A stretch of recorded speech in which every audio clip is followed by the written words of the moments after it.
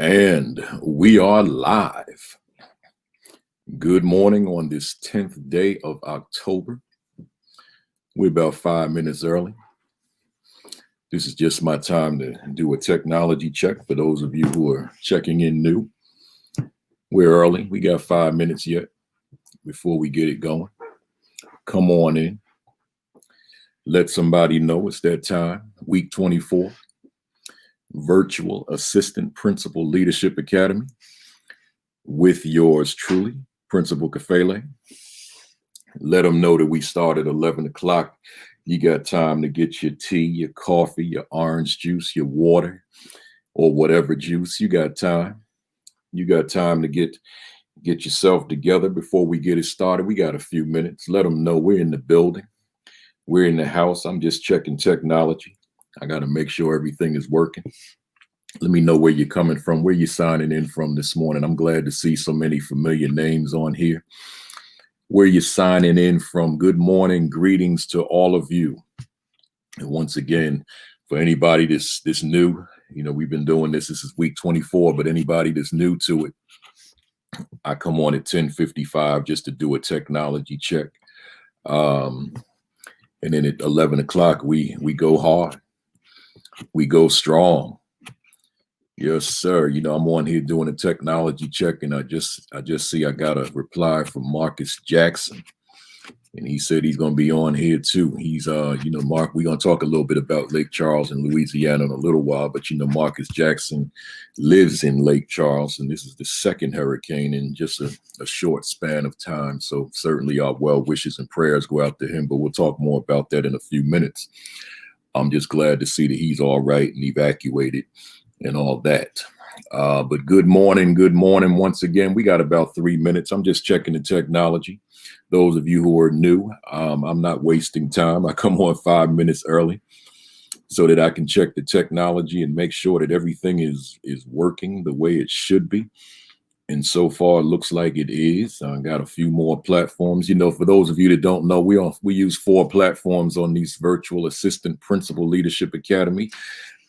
Saturdays, Facebook, my personal page, my Virtual Assistant Principal Leadership page, which is also on Facebook, my Twitter live page, which is at Principal Kafele, and my YouTube channel, which is called School Leadership Thoughts. So you can tune in on any one. Listen, in fact, if anyone was giving you a hard time, technology wasn't working right, then you can just switch to another one. Right. So you got 4 platforms here, so anyone will suffice. But again, greetings. Glad to see you this morning. Come on in.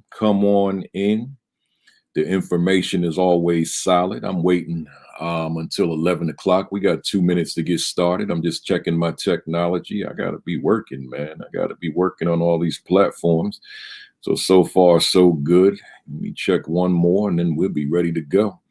Good morning on this 10th day of October. Hopefully everybody's doing well. I see all the platforms are working, so let's put the phone down. And we've got 1 more minute to go. I start on time, folks. I may not end on time, but I start on time, right? I don't even have a set ending time anymore. Every time I write these notes, which are right in front of me here, well, I'm not going to tell you how many pages, but every time I write them, I think to myself, 30 minutes. And then I keep adding throughout the course of the week, because I don't start these like yesterday. I start these pretty much on Sundays or Mondays at the latest. And then I keep adding, and next thing I know, I got an hour or 2 of content. But anyway, it's just about that time. Facebook, hit that share button. Twitter, hit that retweet button. YouTube, hit that share button, because it's time. I'm ready to get started. So let me say formally now, good morning to everybody on this 10th day of October. We're in the fall season, the 24th edition of the Virtual Assistant Principal Leadership Academy with yours truly, Principal Kafele. And I don't know about you, but if I could speak for me, I'm on fire this morning. Let me tell you something. I always start with a word of the day, and my word of the day today is obligation. Once again, obligation. And here's what I'm saying to you. I'm saying first, for me as a teacher, as an assistant principal, as a principal, it wasn't solely my desire to be good, to be effective, to be great at what I did. It wasn't solely my desire. In my mind, in my heart, and in my soul, it was my obligation to be solid, to be great, to be phenomenal, to be amazing, to be the best version of myself. That was my obligation. That's not just something I wanted to do, and you better believe I wanted to be good. Not so that people can, pat me on the back. Great job, Principal Kafele. No, because if I'm performing at a high level, then that means the students are performing at a high level. That means the staff is performing at a high level. Because how do I justify in my mind, in my conscience, in my psyche, in my heart, in my soul, that I am performing at a high level, but I'm the only one up here and everybody else is down here? Then I'm not performing at the level I think. I'm delusional. So I'm saying here, I have an obligation to be the best version of myself in what I do as leader. I'm saying that you have an obligation to be the best version of yourself as leader, because as you strive to be the best you, your students have to be up there with you. Your staff has to be up there with you. In fact, I could go as far as to say the parents of your students have to be up there with you, and the community at large has to be up there with you. But the key word here is obligation. You have an obligation once you make the decision that you want to be a school leader, or once you make the decision to be an educator, but in our case, a school leader, to be the best you that you can possibly be. That's my word of the day. Obligation. Welcome, folks. I got a lot to talk about today. And everything, before I get to it, let me just, I tell you guys every week, the assistant principal 50. I don't want you just coming on this broadcast without having the companion book to go with it, right? Because everything that I speak on here, it's coming out of here, but I'm adding so much more, right? In terms of what I've contributed to these broadcasts, it would probably triple the size of this book, because there's so much that I don't use here, but this is the foundation. So I want you to get your hands on this, Amazon.com, ASCD.org, principalkafele.com. And while you're at it, don't stop there. Get this book, The Aspiring Principal 50, because if you're aspiring to become a principal, then, or as if you're an assistant principal or aspiring assistant principal, and I'm going to assume you aspire to one day become principal. So you got to get this with it, right? So that the two go hand in glove. Get the two. Next, we said as an overarching theme for the entire 55 weeks of the Virtual Assistant Principal Leadership Academy is, does my assistant principalship benefit? Principalship and principalship benefit my school academically? Once again, does my assistant principalship benefit my school academically? So we talk about so many aspects of school leadership, assistant principal leadership, but at the end of the day, it is all about the academic, social, and emotional. But in this case, I'm putting my emphasis on academic growth and development of the students. So that's the guiding question. That's the overarching question. That's the underlying question to everything that we're doing here. Next, we're still in chapter 4. We've been in this chapter for a long time of the assistant principal 50, not the aspiring, but the assistant principal 50. We're in chapter 4. We've been here for a while because there's just so much there to talk about. So we're there. I'm more than a disciplinarian, and I'm covering questions 19 as I've been for a while. That's a lot of information in that question. And question number 26, right? Question number 26. And before I go any further, now that I know that Marcus Jackson is here, I just want to send well wishes, prayers, thoughts to everybody out there in Lake Charles, Louisiana, or Louisiana in general, the state. They got hit by Hurricane Delta, second hurricane in a short span of time, and that's tragic. So I just want to say, because I know that there's a lot of people from Louisiana who come on the broadcast, and I know that Marcus Jackson has been with us faithfully. And speaking of Marcus, just want to make sure that you guys are aware of his new book, The 10 Daily Essentials for Principals. Once again, my lighting's not good with these books here. The 10 Daily Essentials for Principals. Want to make sure you're aware of Marcus Jackson's book. So it was interesting because although he evacuated and is not in Lake Charles right now, I went on his Facebook page this morning just to check on him. He on the Facebook page teaching. Let me talk about that for a minute. I'm gonna get into my topic, but I want you to think about that, process that for a minute. We're talking about Dr. Marcus Jackson, author of this book that you can get on Amazon, The 10 Daily Essentials for, let me get that lighting right, 10 Daily Essentials for Principals by him. And you may notice I wrote the foreword to the book as well. But it was interesting. I went on his page, I'm thinking that he's going to talk about the hurricane and all that. And he's on the page teaching.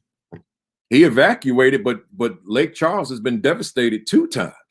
But he's on his Facebook page teaching. He was talking about support staff and just the role of the support with the leadership, right? So I'm thinking I'm gonna read something. Oh man, Lake Charles got hit again, is devastated and all that, and he on there teaching, right? Kudos to Marcus Jackson. That's that attitude that I talk about all the time, right? So get his book, support him. One more time, 10 Daily Essentials for Principals, right? Get it right on Amazon. Let's go, y'all. My topic today: your presence is your leadership representative. Your presence is your leadership representative. Think about that. Today, I'm not talking about anything you say today. I mean, the whole time I'm on here, probably be about an hour. I'm not talking about anything that you say within your leadership capacity. Nothing. But to add to that, I'm not talking about your actions today. I got nothing to say about your actions. I've got nothing to say about your words. The only thing I want to talk about today is your presence. That's it. Right. And when I say your presence, I mean, think about it. Here I am, and I'm looking at my shirt, and I didn't mention, I'm wearing my, wear my Negro League jerseys every week. But this one is the one that kind of encompasses all the leagues. I wish you could see the back, because the shirt is really about the back, not the front. It's got all the different logos of the various different leagues, not teams, but leagues within the Negro League. So it's, it's like, it's loud, it's nice, right? People that see me from behind, they be like, oh, I wonder what that shirt's about. Let me get up closer, right? So I'm just representing all of the leagues, plural. Where we at backwards, the S, plural, Negro leagues, right? There were 8 principal leagues, and then there were other smaller leagues within them. But that's, we get into that another time. So here we're talking about your presence, just that, right? Let me demonstrate. Just that. What message does your presence convey? Let me start this off by saying this. I remember I was a substitute teacher. This is going back, I guess in the 80s, right? So I'm a substitute teacher, and I'm in a school, and this man walks down the hall, and there was a certain aura about this man. I can still describe him to you. He's a black man. He was dark complexion, had facial hair. He had this it looked like tailor-made suit, bow tie, shoes shining, right? Matter of fact, they were two-tone, right? And he had a leather folder. I still remember this as if it was today. And I'm walking down. I mean, he's walking down the hall. I'm walking, but I see him, and I'm fixated on him. And he's got this swag, right? Hear me, somebody. He's got this swag, got this strut about him. So my question to the nearest person to me, I said, who is that? And they said, oh, that's the superintendent of schools. Really? And just that aura, that presence became a role model for me, right? That was in the city of East Orange, New Jersey, I might add. It was right here at home. That's where I'm born and raised. But I didn't know who the superintendent was at the time, right? Not yet. So I'm just subbing. I'm not thinking, I'm not on that level yet where I'm thinking about that. That's not important to me just yet.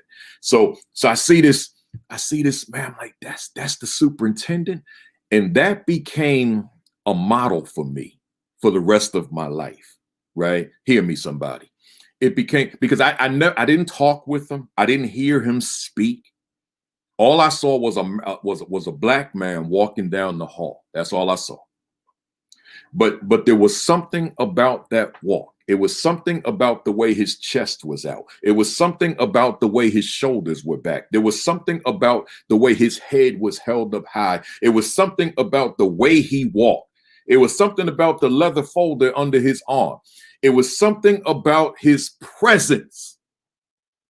It was something about his aura that conveyed to me that man is somebody.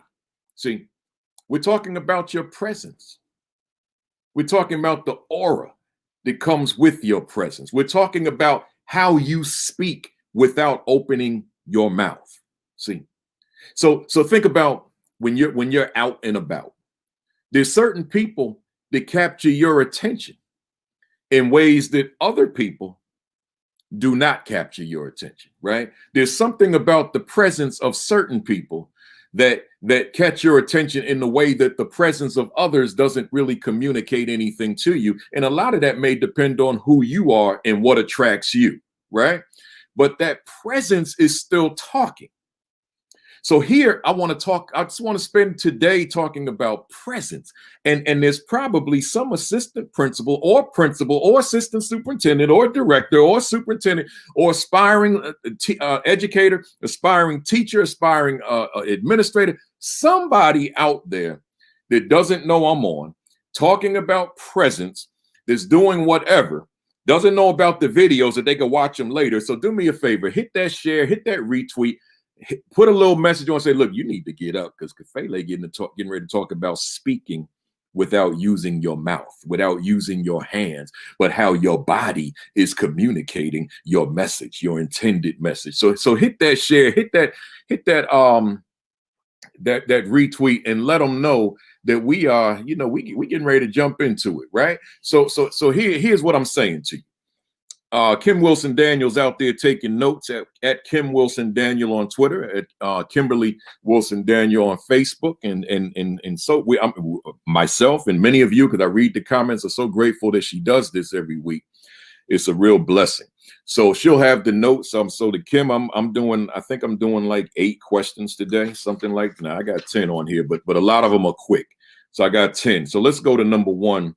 Again, the topic: your presence is your leadership representative, right? And I'm saying here, number 1, matter of fact, I got in my notes, I want to read something to you real quick, right? Let me go. I'm on page 52, somebody. And I want to read this to you to kind of support where I'm going with number 1. It says, and give me about a minute on this. It says, there's a correlation between the message that your presence conveys to your staff and their perception of who and what you represent as the AP at your school, right? So once again, there's a correlation between the message that your presence conveys to your staff and the perception of who and what you represent as the AP at your school. In other words, how you communicate with staff, how approachable you are with staff, your follow-up and follow-through with staff, how fair and consistent you are with staff, and how you enforce procedures. We talked about all that. Procedures dictate how you are perceived by your staff. Your presence speaks volumes. Now, here's a big one. Your presence is your representation of yourself. Your presence is your representation of you. So in other words, before I even go further, when you walk into a room and there's one or more people there, when you walk into a building, when you walk outside and there are other people there, your presence is your representative, right? Like I used to say to my sons, when you go outside, you are my representative, right? So never lose sight of that. Always remain conscious of that, or cognizant of that you become my representative. So you think about government, and we elect people to represent us in government, right? Well, I'm saying that your presence is your representative. Right? So here, your presence is your representation of you. You must always be in control of the message your presence conveys to staff. Man, I don't, I normally don't spend a lot of time on the reading part, but I'm this is profound, if I might say so myself. I wrote it. But listen, let me say that again. You must always be in control of the message your presence conveys to staff. Man, think about that, y'all. I guess I'm gonna stay with this book for a minute. Think about that. I'm saying you got to be control of your presence. You got to control this, because imagine when there's a contradiction between your presence and your verbal messaging or your actions. So in other words, I come on here and I talk about leadership every week, but then I don't act in the form of what I talk about, what I teach, what I present on a regular basis. You see me somewhere and I'm the antithesis of everything you thought I was. See? So therefore, I'm no longer who you thought I was relative to watching the broadcast. Your perception kicks in now in terms of what you saw in person. So once again, your presence is your representation of you. You must always be in control of your, where am I? In control of the message your presence conveys to staff. Let me keep going. That is, you must consistently ensure that your actions are in line with the message that you intend your presence to convey. Oh man, that's a lot there. I hit the wrong one. Here we go. That's a lot there. Let me keep going. The challenge, though, is that you cannot proclaim your presence. Oh man, somebody need to say bam on that one. Let me hit that one again. I had actually posted that a few weeks ago on Facebook, but I'm gonna say it to you again now. The challenge, though, is that you cannot proclaim your presence. I feel like I'm preaching right now. That's all right, though. Listen, y'all. You can't go around saying that I'm such and such. That's what I mean. You can't proclaim that. Your presence has to speak that. Your presence has to articulate that. Your presence has to express that. Your presence has to communicate that. Y'all don't hear me. See, I can't run around here saying to you guys, I'm this, I'm that. I can't do that. I got to let my presence speak for me. So here again, I say the challenge, though, is that you cannot proclaim your presence. Your presence must speak for you. Oh, man. See, your presence is your mouthpiece, particularly as it relates to how you're being perceived. Let me keep going. I'm almost done. It makes an honest statement to your staff of who you are. Woo! I'm going to say that one again. I never spent this much time on a paragraph reading on these broadcasts ever. It makes an honest statement to your staff of who you are. It's key that you be in control of your presence in a deliberate effort to communicate effectively, be approachable to staff, follow up and follow through, be fair and consistent with your staff, and enforce procedures. I'm going to close it on that note. And I'm going to say to you, there's a lot there, y'all. That's why you need to get this book, right? There's a lot there. So let me ask you before I go to the first question. Hey, folks out here watching today. I see my numbers low. You know, a lot of people, they watching YouTube all week. I look at the numbers. They ain't coming on live. They busy. I understand it. They in school and all that. Got family, got responsibilities. Everybody can't come on live, but I appreciate you guys. So let me ask you, are you in control of your presence, right? Are you in control of your presence? Is your presence your mouthpiece? And is your presence aligned with your words and with your actions? See, are they consistent?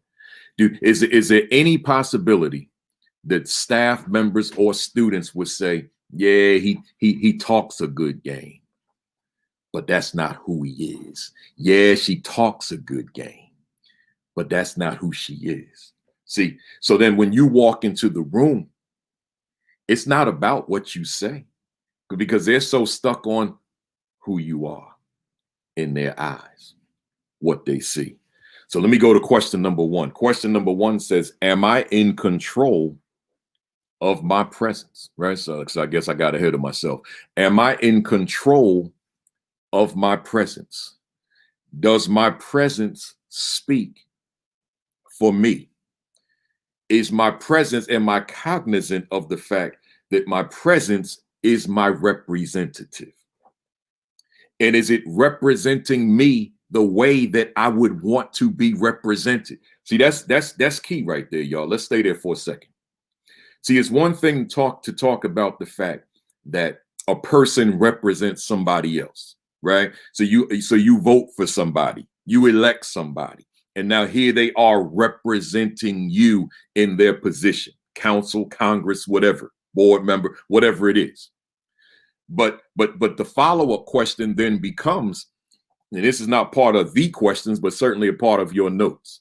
The follow-up question becomes, but is my presence representing me the way I want to be represented? Is the person I elected, the person I voted for, representing me, representing my community, representing his or her constituency the way that we want to be represented? Or did we elect you and now you have moved or gone astray or moved in a direction that is inconsistent with the campaign promises that you made? Right? So here I'm saying to us, does your presence represent you in a way that is consistent with the way you want to be perceived? So see, think about it. And I think you guys figured out now. I go into some deep thought when I prepare these presentations on Saturday. So here, I don't know that in grad school, at least, and I'm not going to try to speak for all grad schools. I'll speak to the one I went to, right?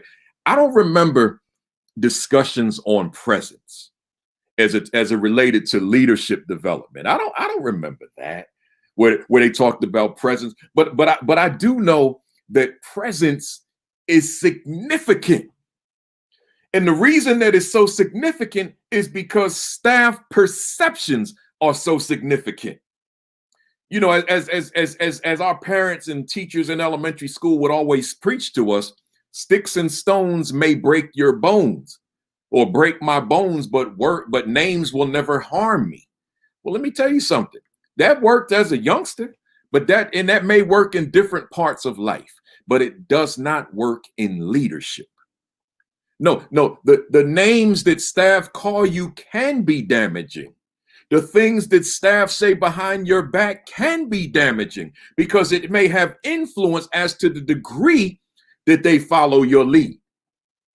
So when the words of staff behind the scenes are supportive of what the staff members would say within the scenes, then there's a higher probability that staff is going to follow us the way or work with us the way that we need to be worked with in order to take young people to that level. So I'm saying here in that regard, then your presence, man, it matters. So again, am I in control of my presence? If I may speak for me in terms of using myself as a model, I try to stay in control of my presence, y'all. But I will say this as well. There's certain aspects of my presence I just don't care. See, I'm not going to say 24/7 I'm presence conscious. So for example, when I go out running, which I do pretty much 6 days a week, Saturday is typically my off day, right? I wear colors that don't match. I'll go out and not put lotion on my legs. I'll do that. That part of presence, I don't care. Right? But when it's time for me to be in this role of leader, like right now, wearing the jerseys I wear on the screen. This I'm not just wearing any old thing on camera. And that's even, I don't wear these jerseys when I do my professional development work during the week with clients. I don't wear these, but you better best believe I look professional because my presence is my mouthpiece. Do you hear me? See, my presence is speaking for me, right? So let me keep it moving. Number 2, is my presence consistent with my verbal messaging and my action? So I spoke on that before, but now I'm asking you the reflective question. Is my presence consistent with my verbal messaging and my actions? Let's break those down into the 2. Is my presence consistent with my verbal messaging? So in other words, if I could just isolate that and use an example, are you making promises to people that you can't keep, or that you don't have the time to keep, or that you don't necessarily want to keep? Are you making promises to staff and to students that I will do this, I will do that, I will get this done, I will get that done, I will be in your classroom at such and such time, I will meet you, student, I will meet you at the cafeteria, such and such, to listen to your concern, whatever it is. I'm asking you, is your presence consistent with your verbal messaging? Because if you're making those promises, for example, but it becomes crystal clear in your building that nobody can count on you to fulfill the promise, to follow up on the promise, then I'm telling you, your presence then conveys the message of, this dude is a liar. This dude is not a person, a man or a woman. This dude is not a man of his words, or this woman is not a woman of her word, right? And then that'll be the message. That'll be the perception. That'll be your reputation. That will be your presence in the building. And you may not have intended for it to be that, but that's what it has become, because you're making these promises you cannot keep. So if you made a decision, you woke up one morning, or you planned over the weekend, on Monday morning, I am going to do 6 pre-observation conferences. And then and you know that there are contingencies that will arise. And you know that you can't do 6 pre-observation conferences, because a real pre-observation conference can be detailed. It can take time. And now, next thing you know, folks know he's going, I'm going to be down at his office, already, because the teacher may have anxiety about the conference. That's real.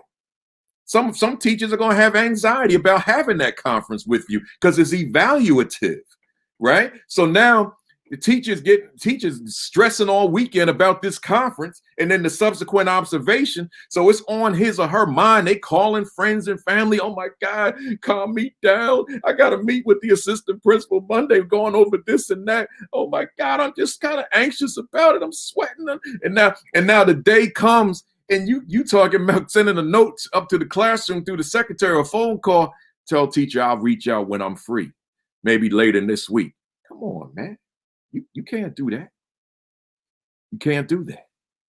I know things arise, but you have to have foresight so that you don't make promises to people that you cannot keep later. Because remember, you guys were teachers one day, and some of you on here, you still teachers. You know that anxiety. I mean, everyone doesn't have it. I did not have anxiety about a pre-observation conference, an observation, or a post, but that's just me. We're not all the same. So there are teachers out there where having that pre-observation conference, that's nerve-wracking. That's anxiety producing. So I don't want that teacher to spend 24 hours, 48 hours, 72 hours, whatever it is, and then I let them down and I can't have the meeting because that becomes my presence. That's the whole point. I'm asking you, is in number 2, is my presence consistent with my verbal messaging and my actions? So I said we're gonna break that up into messaging and actions. So now the actions. So now you're leading. Let's say you're leading a grade level assembly with students. and you're harping on certain expectations, which some people would call rules. I try to refrain from that word as frequently as I can. But this person is just going in on these expectations and standards for the school, right? And one of them may be that you're just not permitted to use your locker between classes. That's just something that came off the top of my head. So you are not permitted to use lockers between classes. You've got to take care of everything before class begins. So if that means lugging books around, then if that's what he intends or she intends, then that's what it is, right? So now you say that. That's your action, right? In terms of your messaging. But then you're in the hallway and you see the students in their lockers and you say nothing. You just walk right past them. In a mindset of, I got so much other things to do. I don't have time to talk to these young people or to impose the consequences that I threatened them with in that meeting, right? Because I got stuff coming out of my ears in terms of workload. So now your actions, the students saw you. They saw you walk by.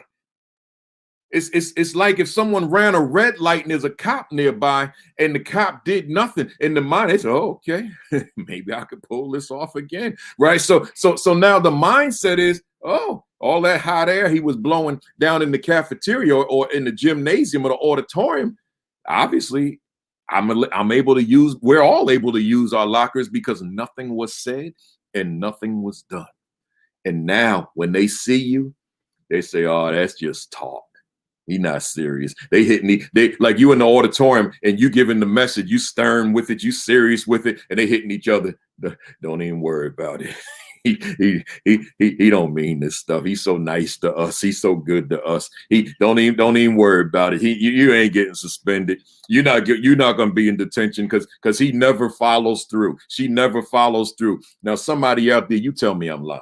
Go ahead, write it on the thread. You tell me I'm lying. You know that happens all over the place. If you are not consistent in your words and your actions, then your presence is compromised. Your presence has been compromised. Your presence is no longer aligned with who you think you are, with who you said you are. It has been compromised. And when I say it's been compromised, I want you to hear me. Let me get up on this camera on this one. It has probably been compromised forever, particularly as long as that staff and those students are in that building, because they know you're erratic and they know that you're inconsistent. They know that you are not faithful to your words. They know that. They've seen it because you have demonstrated it. So you got to be on your game, right? You got to be on your game. So here I'm saying with number 2, over the past several weeks, right? Here's what we did over the past several weeks. We discussed how you communicate with staff, how approachable and accessible you are to staff, your follow-up and follow-through with staff, how fair and consistent you are with staff, and how you enforce procedures last week. So I wrote here in my notes in capital letters, bold print, a larger font. I said, what is the correlation between my presence and the aforementioned 5 areas, right? Once again, and it's, I probably should yell it as loud as I wrote it. What is the correlation between my presence and the aforementioned 5 areas, meaning how I communicate with staff, how approachable and accessible I am to staff, my follow-up and follow-through with staff, how fair and consistent I am with staff, and that I might even add the word equitable with staff, and how I enforce procedures with staff. Man, I'm asking you, what's the correlation then between my presence and those 5 areas? Does it exist? When staff see me, do they see those 5 areas that I am consistent in my actions and with my words with staff? right? So that finally, after all these weeks, wraps up question number 19. I've been on 19 for like 4 or 5 weeks, right? Let me go to question number 26, which is the other one I'm using here. Making my way back to 20 through 25 later on, probably next week. But question number 26 says, do I maintain a presence that speaks to how I want to be perceived by my students and staff? Now, that's not one of my questions 1 to 10. That's the book question number 26. So do I maintain a presence that speaks to how I want to be perceived by my students and staff? So Gina Driscoll, Kim Wilson Daniel will have those in the questions at Kim Wilson Daniel on Twitter and at Kimberly Wilson Daniel on Facebook after the broadcast sometime later today. So you'll have all 5. So with question 26, I got another passage I want to read to you. This is my last one I'm going to read today. I'm on page 63 in the Assistant Principal 50. And it says, do you maintain a presence in your school that speaks to how you want to be perceived by your students and staff? What message does your presence convey to your students? What message does your presence convey to your staff? Always know that your presence, not just what you say and do, in your school speaks to how you are perceived. Although what you say and do contribute to your overall presence in the building, how you are perceived by students and staff is the more accurate account of who you are in their eyes. For example, if students and staff seldom see you, your absence defines your presence. That's worth re-mentioning. If students and staff seldom see you, your absence defines your presence. See, they're not used to seeing you. So therefore, your absence is what defines your presence, because you're not visible in the school. But then I went on to say, if students solely see you in your role of disciplinarian, then that's who you are in their eyes, right? Again, if students see you solely in your role as disciplinarian, then that's who you are in their eyes. You're disciplinarian in their eyes. And if I can speak for me, I don't want to be seen as a disciplinarian. I want to be seen as an educator, right?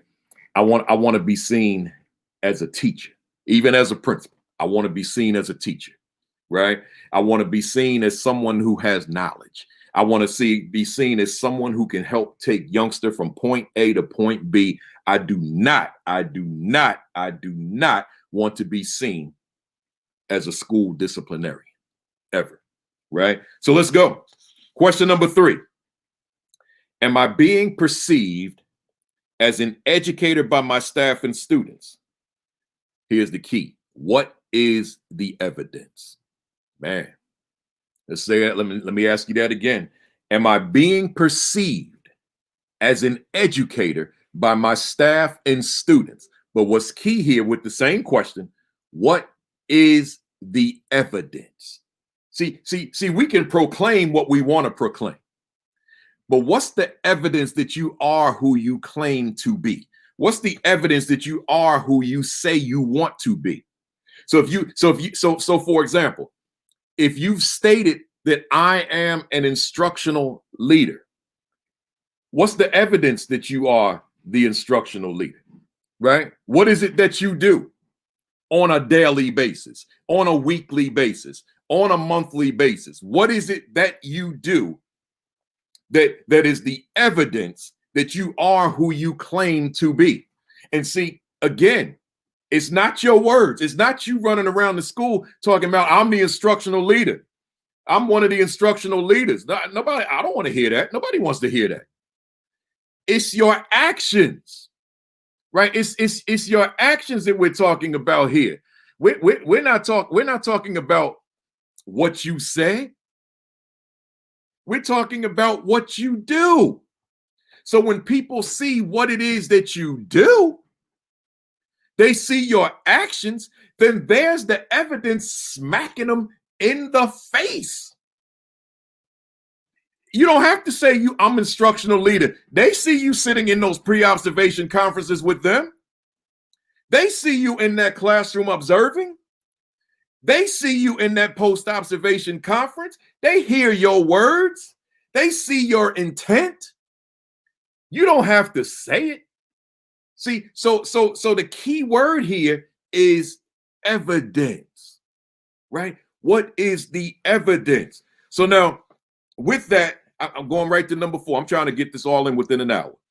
In what ways, this number 4, in what ways have I positioned myself toward being perceived as an educator by my staff and students? So before I talked about evidence, but here I'm talking about positioning.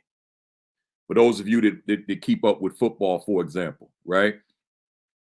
And I've used this analogy before, but it works in so many scenarios. You got a receiver running down the field trying to score a touchdown, right? So you got a defensive player called a cornerback that's guarding against this receiver. Well, if this cornerback, this defensive player, is not in position to either prevent the receiver from catching the ball or stopping him once he receives it from scoring a touchdown, then he's going to be burnt on that play. There's going to be a reception, meaning a catch, and ultimately a touchdown because the defenseman is out of position. I watched basketball last night. Thought the Lakers were going to win a championship, but the Miami Heat has something else in mind. And I saw players out of position on defense. And when you're out of position, the probability increases exponentially that the offensive player can score. Well, it works the same way in your school under your leadership. If you are not in position, then all sorts of consequences can become your reality. So here I'm asking number 4 again, in what ways have I positioned myself toward being perceived as an educator by my staff and students? That means that you are in that role as educator. That's how you position yourself. You have thrust yourself into that role as educator. You're not just talking a good game at a staff meeting, for example, but you have put yourself in that role, right? You have put yourself in that situation. You have positioned yourself so that your students and your staff have no choice but to see you as an educator. At the elementary level, I didn't have a hard time, or the middle school level, going into a classroom and participating in any instruction. At the high school level, I knew my lane, right? That was a different ball game. So at the high school level, my lane was in them history classes. My lane was in those social studies classes, particularly when I can bring an African-centered perspective to whatever era of history that they were talking about, right? So now I would go into those classes and I created a culture within the building that we know that when Kafele walks in this room, chances are very good, like 90% he's going to team teach with this teacher. That's who I was, right? So now there was a culture in place. But as I did so, or if I just went into lecture mode and let the teacher remain teacher mode, you see the difference I'm making. I might go in there and I'm not teaching because I'm not the teacher in the classroom. I didn't write the lesson plan. I might just go in there with a history lecture because I'm the principal visit. Unless I'm modeling, then I won't do that for the teacher. But in doing so, it spoke loudly to my students. This guy knows some things.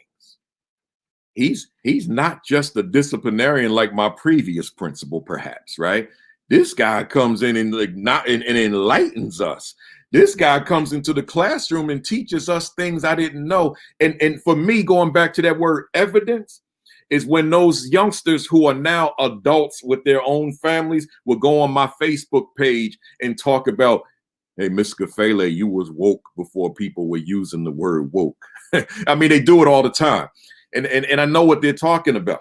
They're talking about when I was in their classrooms with them lectures, right? So showing them, so positioning myself to be perceived as an educator, not just an administrator, not just a building manager, not just a disciplinarian, right? Not just a finance guy, right? And all the other aspects of school leadership, but an educator who can convey information and help a youngster to become smarter and smarter and smarter. I'm asking you, how are you positioning yourself? I want you to, and if you need to say ouch on that question, say ouch, right? No problem. Because ouch, that implies pain. And when we have pain, then we know we need to find the remedy to fix the pain, as opposed to enduring the pain when we know that there are things that have been created out there which will remedy the pain. So in this case, by shifting gears, by proceeding differently, and that includes in the virtual space. But I'm saying to you, you can't continue to do things as you've done them, particularly if we're talking about how you position yourself to be perceived as an educator, again, by both students and staff. Let me keep going. I'm on question number 5. Number 5 through 10, these are like quick ones. I'm not, as I wrote in my notes, I just want to kind of put these out there, but I don't need to really go into too much elaboration on these at all. So I'm definitely going to be finished by 12. So number 5 reads, what does my presence represent to my school? Once again, what does my presence represent to the entire building?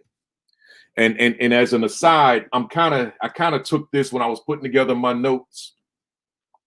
I kind of took this, I guess I didn't I did. I took it from this book that I wrote back in 2018. Is my school a better school because I lead it? So obviously I'm recommending that you get your hands on this too if you don't have it. So I kind of took these last few questions from this. Is my school a better school because I lead it? And with that said, number 5, what does my presence represent to my school? So I got these 5 bullet points posed as questions, not self-reflective, just directly to you for you to consider. For those of you that can't write quick enough to get these, I'm sure Kim Wilson Daniel will have them in the notes for you later on today. Letter A, what does your mere presence in the building mean to your school's overall climate? Once again, what does your mere presence in the building mean to your school's overall climate? I might say climate and culture.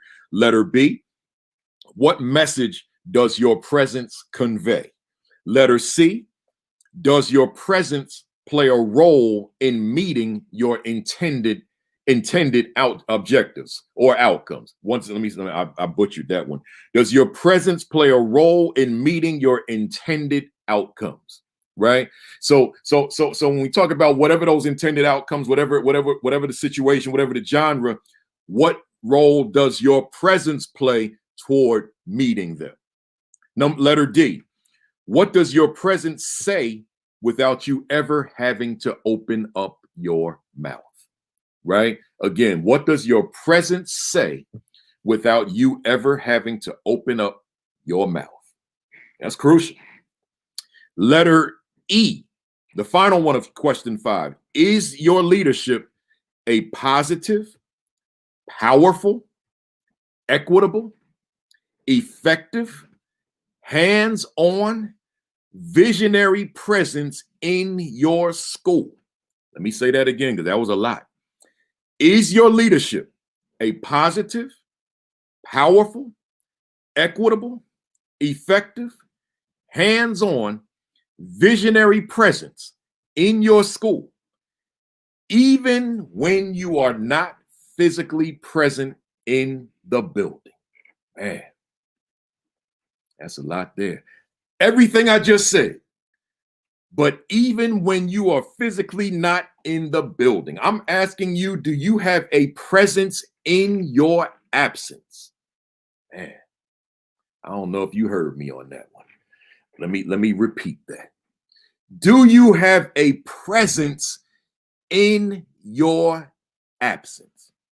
In other words, has your presence made such an impact in your school in your assistant principal capacity that when you are not present, you're at the conference, you're at the meeting, you're homesick, whatever the case may be, but your presence remains? That's what I'm asking you here, right? That's what I'm asking you. That's what I'm asking you. So number 6. Got 3 bullet pointed questions for you to go with number 6. Number 6 says, what does my presence represent to my students? So the first one, number 5, said, what does it represent to the school? But this one is asking, what does it represent to your to my students, right? To my students. But now I'm saying letter A, when they observe you, what exactly do they see? When your students observe you, what do they see? When they listen to you, what do they hear? So the way I wrote it, what exactly do they hear? So in other words, you could say something and they hear your words, but they interpret your words differently from what you said. That's what I'm saying. So I'm asking the question again, when they listen to you, what exactly do they hear? So you may have said, don't use your lockers between class. That's what you said, and that's what they heard. But what they processed based on your presence was, it's okay to use your lockers. Nothing will happen. That's what I'm saying. Somebody missed that. Somebody missed that one. Let me come back at you. Let me come back at you. When they listen to you, what exactly do they hear? And I said the usage of the locker. Here's you. So between homeroom, after homeroom, you are not permitted to use your lockers anymore until your lunch period. So they heard you, but they process. You can use your locker at any point in the school day that you want to use it, and I'll be all right with that because I'm just going to walk right past you as if you're not even using it. You know, I shouldn't even be laughing when I say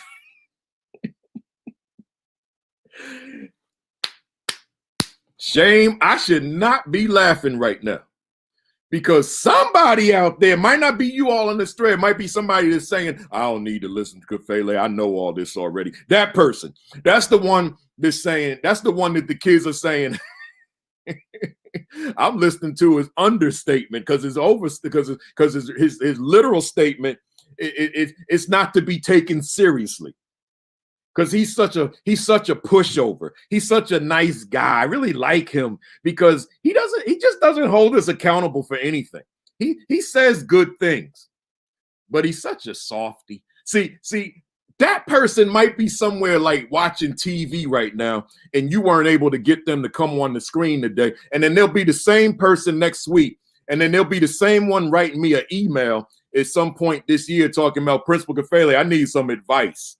I said, well, have you watched my 25 channels? I mean, videos or 24 videos of the Virtual Assistant Principal Leadership Academy? Well, yeah, I watched them, but I still need some advice because my students just don't conform to my expectations. And I say, well, that's because you didn't watch week 24. Because had you watched week 24, you would have realized that your presence is not aligned with your actions and your words. And that's why nobody's listening to you. Because you talk a good game, but you got no action to follow it. Let me keep going, y'all. Letter C. When they think of you, what connotations come to mind? What do they feel? Oh, man. When they think of you, what connotations come to mind? What do they feel? See, so in other words, just the thought of you is what?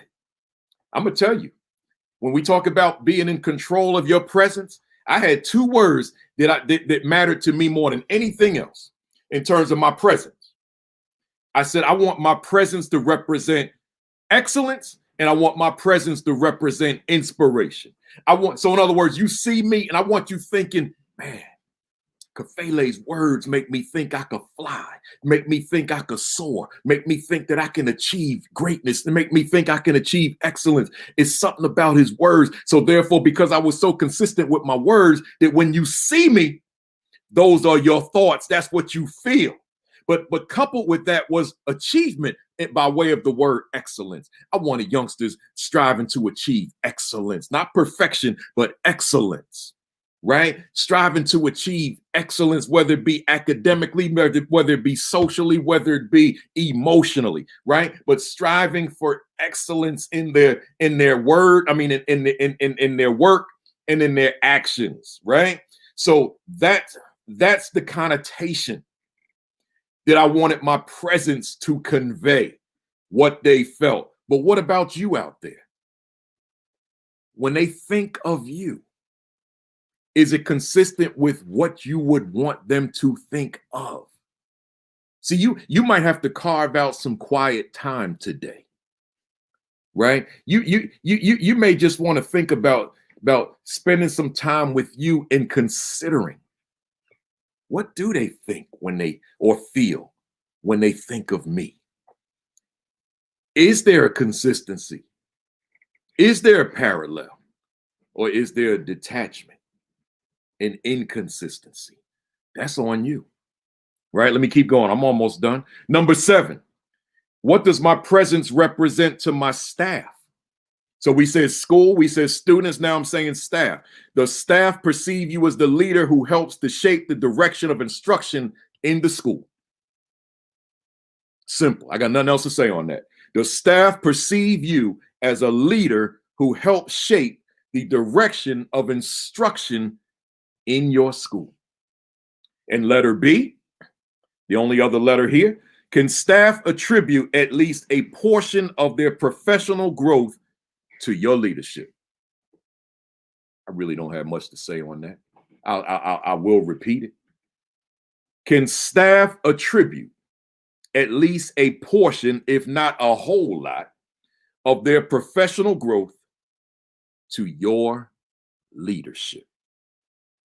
See, we're talking about your presence to your staff.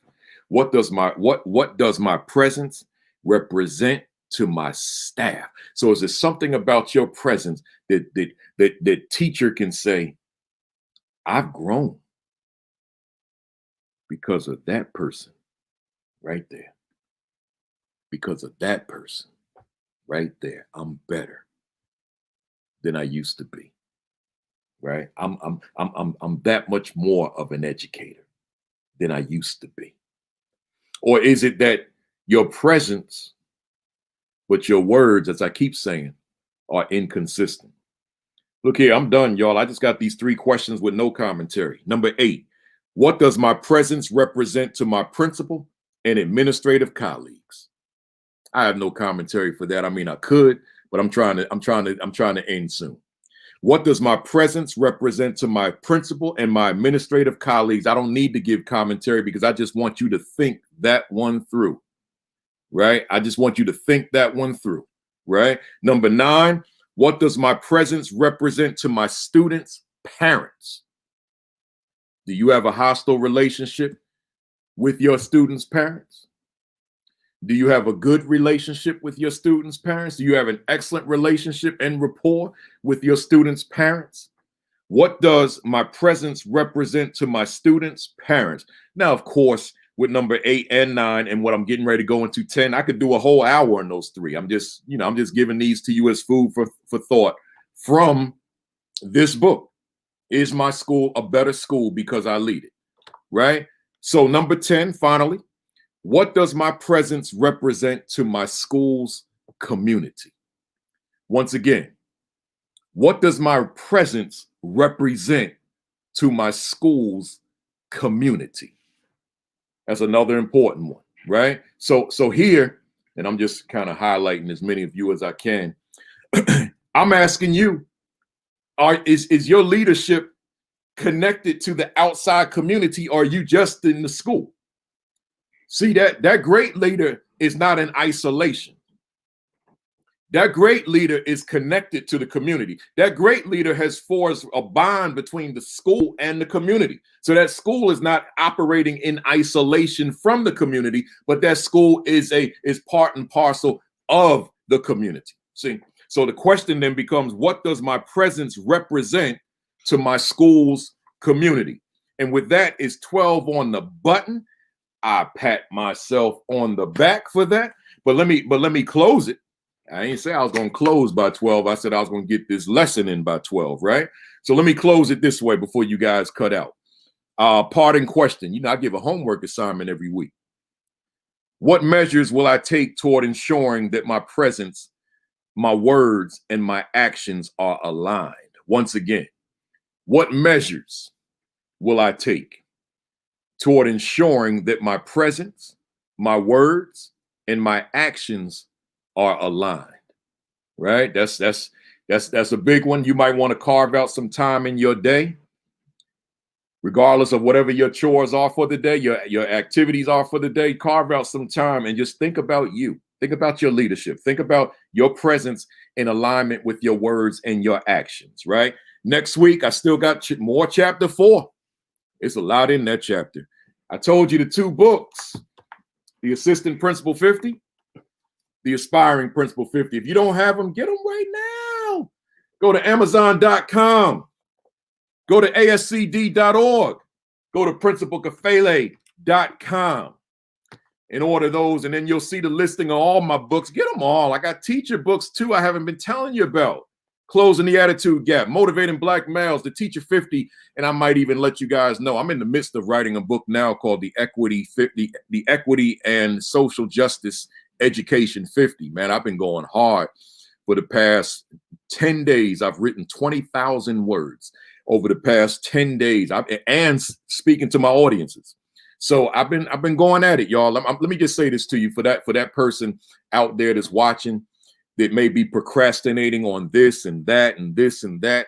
Listen, y'all, I keep a full schedule of presentations, but they're virtual now. In addition to the Saturday Academy, which you know I write a lot of notes for. But I've written 20,000 words this week. And I'm gonna write a whole lot more next week. And I will be finished this book by the end of October. I told the publisher I just need a month. But I'll turn it in probably November, and it'll be out in the spring. The Equity and Social Justice 50. I mean, the Equity and Social Justice Education 50. That's coming. So I'm saying I'm using myself as an example to say, don't procrastinate. Don't put things off. Or don't look at yourself and say, I can't. Or don't look at others and say, oh, they're a little bit more blessed than I am, or gifted than I am, talented than I am. They do that, they do this, and they do that, but I can't do this and I can't do that. No. You do what you're supposed to do for you. So whatever that may be, but don't put it off for another day. So if you got it in your head right now, you hear me, you're connected with me, you hear exactly what I'm saying. That I'm saying to you, do it today. Start it today. Commence it today. Don't put it off for another day, because you may never get to it that other day, right? So with that said, make sure you visit principalkafele.com and get some of them videos which will reinforce a lot of what I just said. Go to my Facebook page called Virtual Assistant Principal Leadership Academy and like it and follow it. I need to be a little more active on it, and I will. Go to my YouTube channel called School Leadership Thoughts, and please subscribe to that. And while you're there, go to my YouTube channel called Principal Kafele Speaks to Educators and subscribe to that as well. In fact, have your staff subscribe to that one, because there's a lot of teacher information on there, and support staff. A lot of videos on there for them. And then lastly, as I always say, diet and exercise and COVID-19. Make sure you're eating right. Make sure you're getting that exercise in. Even when you don't feel like it, just do something. You don't have to do the full regimen. You don't have to do the full routine. Just maybe do half, maybe do a third, but do something. But lastly, I say it every week, and I'm gonna keep saying it. Right here. Right here. I'm not making a look. I know some of you gotta go, but you give me 60 more seconds. I'm not making a political statement right now. It's not a political, my glasses fogging on me. I'm not making a political statement. I'm making a living statement. I'm making a life statement. This is not a political statement. I'm not trying to infringe upon your rights. I'm asking you to have a desire to live longer. I'm asking you to be precautionary so that the children can get back to school. That's all I'm doing. I don't like the way I look in these masks. I look ridiculous. My glasses fog up when I'm outside. They fog up completely. I can't even see. But I don't want to spread any germs to someone else, and I don't want someone to spread them to me. So again, this is not a political statement. This is a living long statement. Y'all hear me? It is not a political statement. It is a living long statement. It is a life statement. It is a getting rid of this virus statement. It is eliminating the host of this virus statement so that you and I can have other things on our mind, because there's no telling how all of us, including myself, are being affected by it mentally. It's no telling what type of hit our mental health has taken as a result of this virus. So I'm saying that we're not even talking about the physical side, we're talking about the mental side. So just put your mask on, y'all, and let's get rid of this virus collectively as a country and as a world. With that said, I appreciate all of you for checking in. I'm glad you're here, and I hope that I delivered something that you guys can use in your leadership. If not, then I failed. So I hope that I was successful. And but also I wish you guys an extraordinary, a good week, a great week, an extraordinary week next week. In fact, I hope you have your best week yet as we end it old school. New school. I approve this message. And then I cock my fist back. Do this with me and count to 3. 1, 2, 3. Bam! Appreciate y'all. And I'll see you next Saturday at 11 o'clock Eastern. Bring a friend with you. Bring some assistant principal with you. Bring an aspiring assistant principal with you. Bring a principal that's looking for some solutions with you so that we could get these numbers back up. I'll see you in a week.